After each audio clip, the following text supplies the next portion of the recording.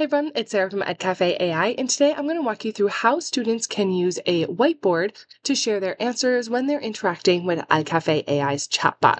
So this whiteboard option is really great for students to sketch out ideas, to draw diagrams, or working through any problems visually.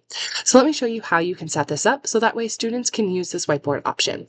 So on our teacher side, when you guys are creating your chatbot, so you have your instructions here, you'll also see we have this capabilities tab.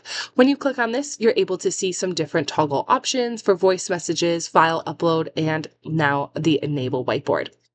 So with this option, just make sure that it's toggled on if you want to give students the opportunity to submit their answers or chats with the whiteboard. So we'll give this a save and let's go explore on the student side. So here on the student side, they interact with the chatbot to solve this polynomial problem.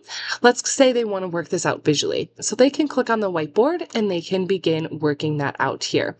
Let's scroll up just a little bit. So that way we can see the problem here and we can begin working on this. So we have 2x squared plus 8x plus 3x plus 12. Then we can submit done, and students are actually able to add up to 5 different whiteboard slides or options into their submission.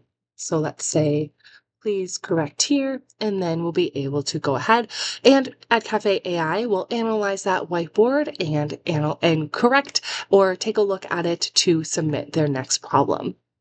So we can see that we correctly multiplied the polynomials and went through that option for us. Back on that teacher side, teachers are able to review the chats as normal, and they'll be able to see their student whiteboards that they can click on to review from here. This is a great feature for math, science, or brainstorming activities just to make your chatbot a little bit more interactive, dynamic, and inclusive for your students. Give it a try and let us know what you think.